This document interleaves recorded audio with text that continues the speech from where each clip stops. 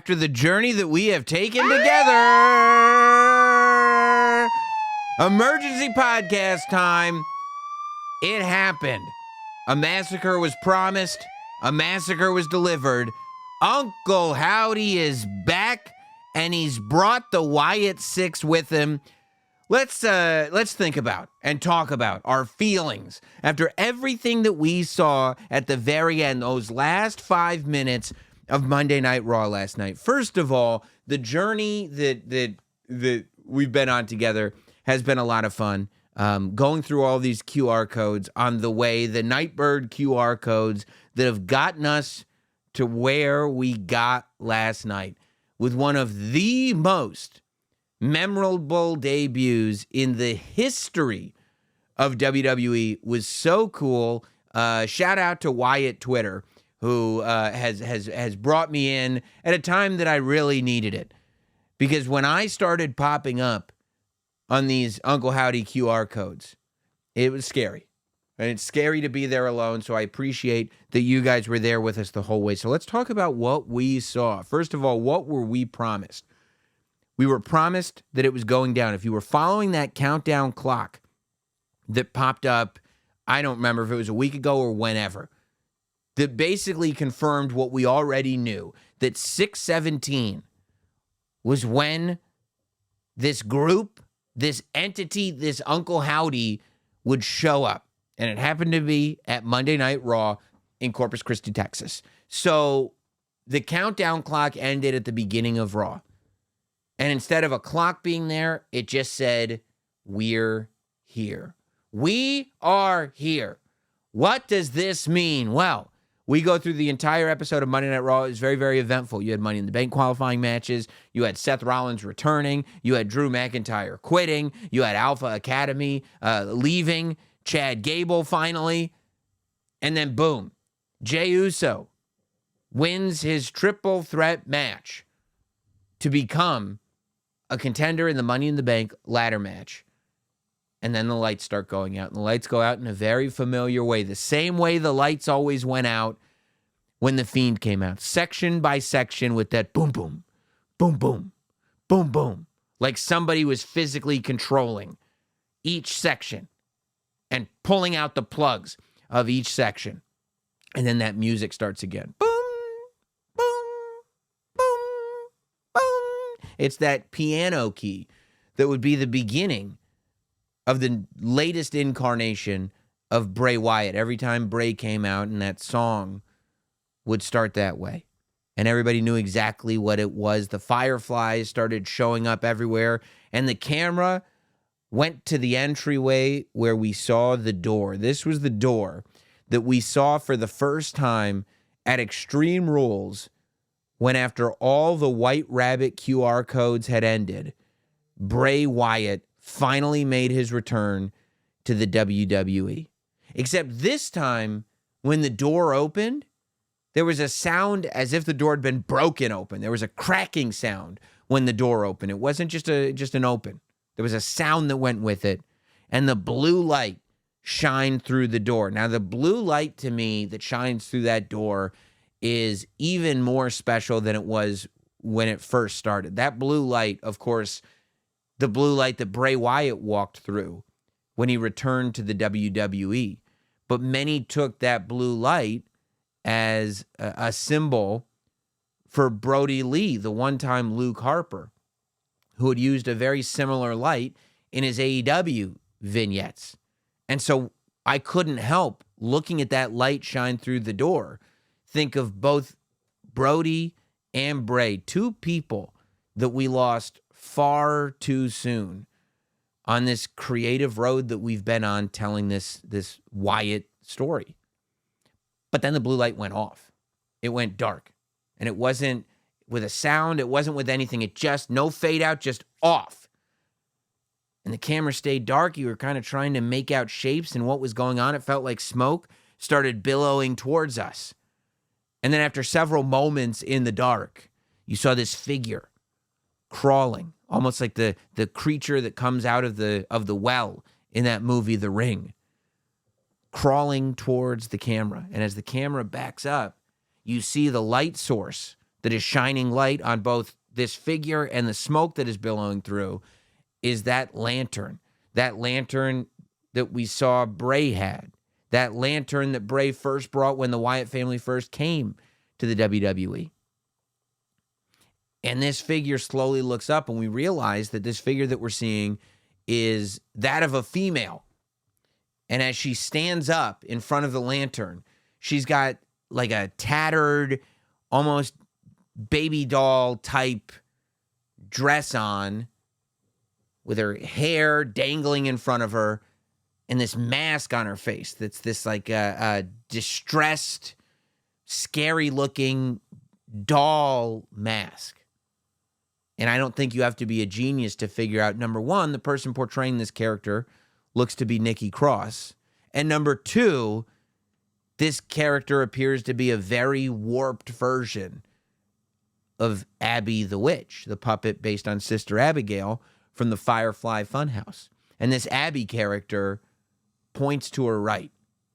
And this is where the camera work gets amazing because you realize it's a single shot. This is still the same shot that brought us to the beginning of the entryway. And now with that same shot, we pan over and we start walking, and we actually walk past the door. We go behind Bray's door, and then we go behind the curtains, and smoke is filling the floor now. It becomes very, very visible, and this is the first time we see multiple bodies. There are bodies piled up on the floor, and there's speculation as to who these bodies might be, and we'll talk about that in a couple of minutes. But these bodies are piled up on the floor, and we pan up to see this giant in this horrific rabbit mask with a big red beard coming from the mask and a mallet that looks like the same type of mallet that the Bludgeon Brothers used, Luke Harper and Eric Rowan, that says the word help on it.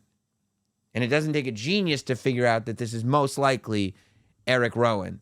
And it doesn't take a genius to figure out that this is a character that is based on a very warped version of the Ramblin' Rabbit. The camera continues to go past this and enters through a curtain with a big a symbol on the front that is always on that curtain to let superstars know where they can enter and exit from. And he goes through that curtain and enters into what was once sacred space, what was once a space that you would never show on television, but a space that had been on television only an hour and a half or so before. The same area that we had seen Drew McIntyre tell Triple H that he was quitting, the gorilla position. And the gorilla position now was in complete shambles. That smoke continues to fill the floor, but there's electronic equipment and wires everywhere. The more you look, you see that there are more bodies that are kind of strewn about against the wall on the floor. The lights are flickering on and off. There are lit up ceiling tiles. Half are going red, half are going blue, because obviously this is the same gorilla position that we use for both Raw and SmackDown. You've got the WWE logos that are flashing on and off lights. And if you look as they're panning through the room, there's a monitor on the wall, and for the first time, you see a logo flashing that appears to be something similar to the logo that we saw in a lot of the journals and all the imagery and the QR codes that we've seen. But it looks like it says Wyatt 6 or something like that on the logo. And right next to the logo, we see another figure that's actually perched on top of some of the equipment. And this perched figure is wearing a buzzard mask. And upon further inspection, this one isn't so clear, but it looks like that's probably Dexter Lumis. But this buzzard that has these creepy dreadlocks hanging off, and it's a skeletal buzzard. The mask is incredible. Clearly a nod and a spin-off or a warped version of Mercy the Buzzard.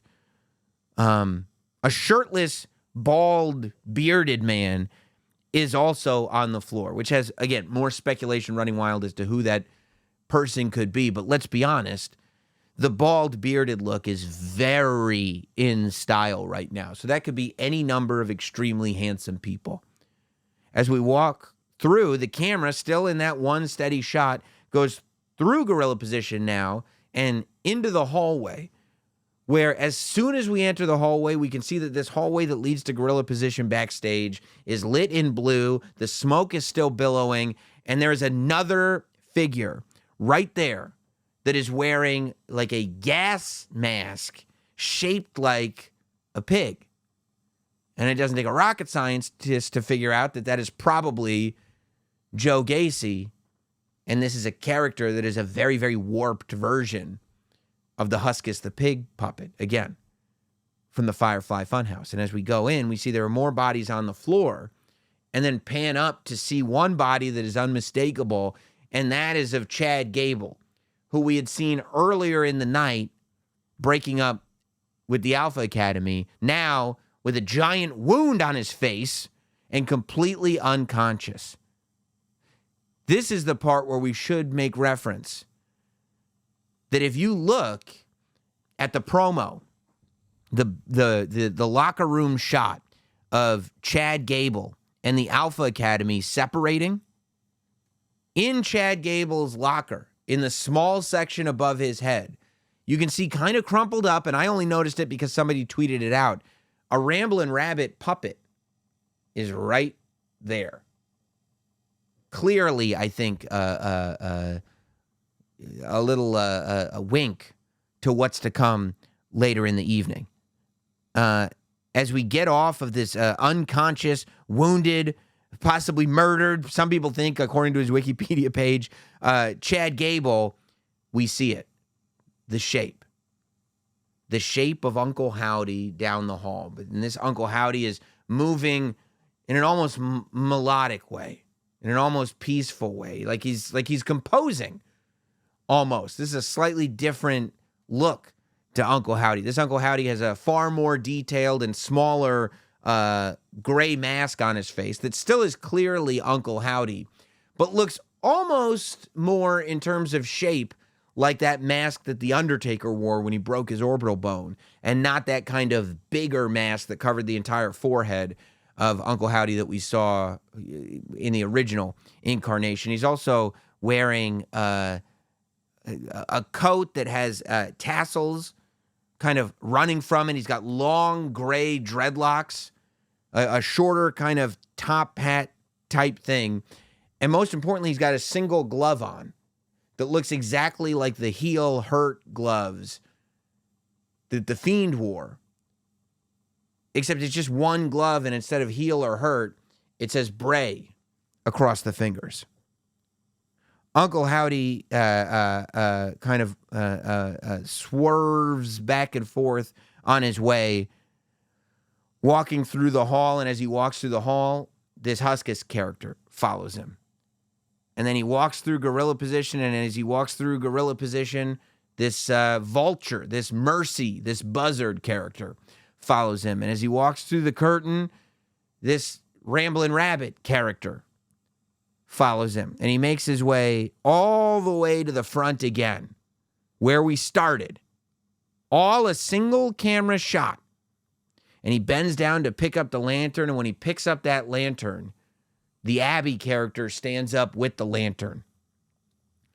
And he looks around and he leans towards his counterparts, and we see this shot of all these terrifying masks all together, like an even more nightmarish version of Slipknot having just massacred this entire Monday Night Raw set as they had promised to do, as well as who knows how many people. And Uncle Howdy says those words, "We're here," and blows out the lantern, goes to black, and the last thing we see on Monday Night Raw is a flash of what appears to be the face of this Abby character lunging towards the camera. One of my favorite, maybe my favorite debut like this since the Nexus. Just a wonderful, cinematic, interesting, horrific showcase of something that there was a lot of mystery about, but nobody saw anything like this coming. They wondered if the group was, they figured a group was coming. They wondered if the group would attack Jey Uso, or would the group attack this person, or was the group telling you it was going to attack that person? And as it turned out, they were going to attack everybody. I think in terms of how they actually pulled it off, the camera work was unbelievable. Doing it all in one shot and doing it live is the most insane, risky thing that could possibly imagine. But it went off without a hitch. And by the way, if there had been one hitch, the entire world would have been all over their case. But we just take for granted that something like this can be pulled off. It was remarkable. And hats have to go off to everybody involved in the production of this showcase. I also can't believe that, and it's true, they designed, so Gorilla Position is Grand Central Station while Monday Night Raw is on the air. And the Drew McIntyre quitting thing happened in real time. So for the first half of Monday Night Raw, guaranteed, Gorilla Position was standing and functional. So the fact that Monday Night Raw was literally happening live, and at the same time Gorilla Position was being prepared in this incredible haunted house type way, and nobody knew the wiser, is so freaking cool. Like, I can't imagine what was going on, because you go, well, you know, the crew can just do that while Raw's happening. The crew does Raw too. So while the crew is worried about Raw being pulled off without a hitch, at the same time, the set is being created in Grand Central Station. Just thinking about that, unbelievable. Now we get into the speculation. We need to speculate wildly. We can tell you, guaranteed, Chad Gable was laid out. Chad Gable is booked in a match on Raw next week. I can't imagine that he'll be in that match. But there are a lot of names being thrown out as possibly being taken out by the Wyatt SICKS as well. We know that they are the Wyatt SICKS, but it is not the Wyatt SICKS SIX. And I do not believe that it is the Wyatt SICKS, as in SICKS. We are all sick. These are sick. Each one is sick. So they are the Wyatt SICKS. And to my knowledge, there is no number 6 after the word six, plural of sick.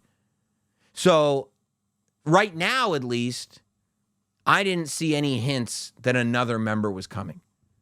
Of course, Alexa Bliss is the name that gets brought up, and I would think that Braun Strowman's name gets brought up too.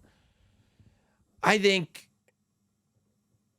Braun Strowman is doing something else and may very well end up in a rivalry with the Wyatt SICKS. And I think, ultimately, when you look at what the Wyatt SICKS is, it wasn't a magical thing that we saw on Raw. It was physical damage that we could see had been done by people. Alexa Bliss was a far more supernatural character when she was with The Fiend. And The Fiend is not represented. When new management takes over a company, what's the first thing that they do? They get all the old management's loyal people out and put all of their loyal people in. Alexa Bliss was not an Uncle Howdy person. Alexa Bliss was a Bray Wyatt person. And if Uncle Howdy is leading this in the name of Bray Wyatt, maybe Alexa Bliss doesn't fit, but maybe we do see Alexa Bliss again. Maybe we see Alexa Bliss come back and help Braun Strowman. Maybe this thing goes further. I don't know. Or at some point, Alexa Bliss joins this Wyatt SICKS faction. I'm not saying it can't happen. I'm just saying there are many different ways this could happen. So in terms of who was laid out, I don't personally right now see any evidence that any main roster people besides Chad Gable were actually laid out. Of course, it's possible. But why would you focus so much energy on the fact that Chad Gable got laid out and not the other people? For instance, there are people who think that the bald person that was laid out is either Braun Strowman, and you just can't see his hair, or Triple H. If Triple H were laid out, I've got to believe it would be front and center of everything. I simply cannot fathom that Triple H, who, by the way, has tweeted since this happened and will be conducting business as usual, so it'd be difficult to write him off like this.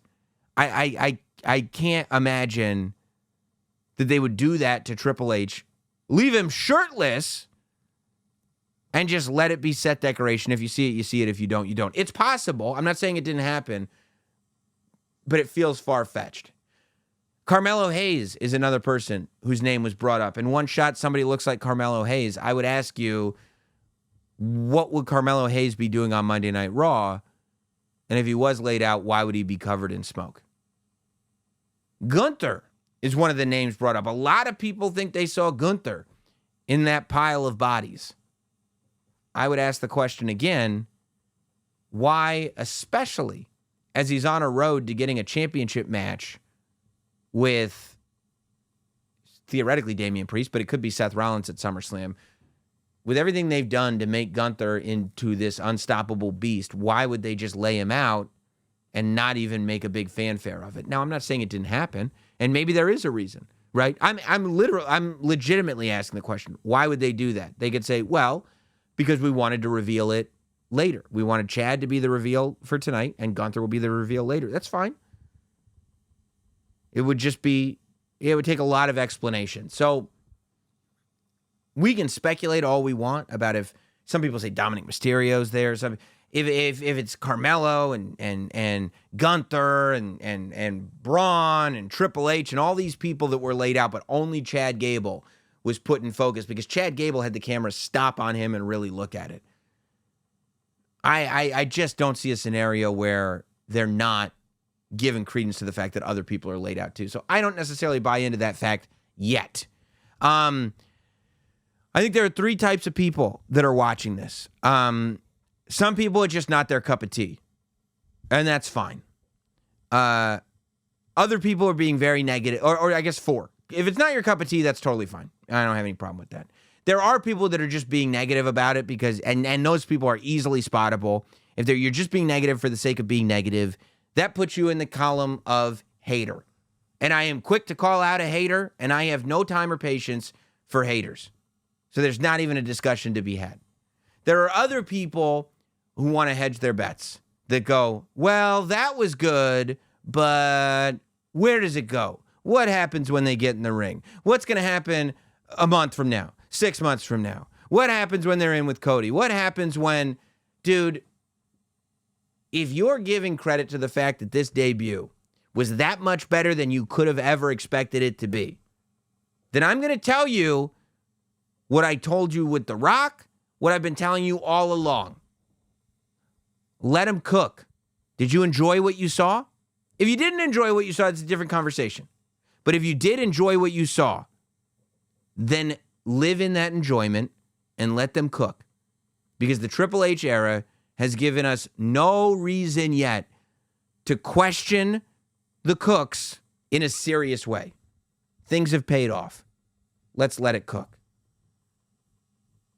And that last group is the group that I'm a part of, the group that a lot of people are a part of, the group that a lot of people that I'm talking to are a part of, which is that group of wildly optimistic people that just saw a horror movie, and I love horror movies, just saw a horror movie play out on Monday Night Raw in the most magnificent way possible.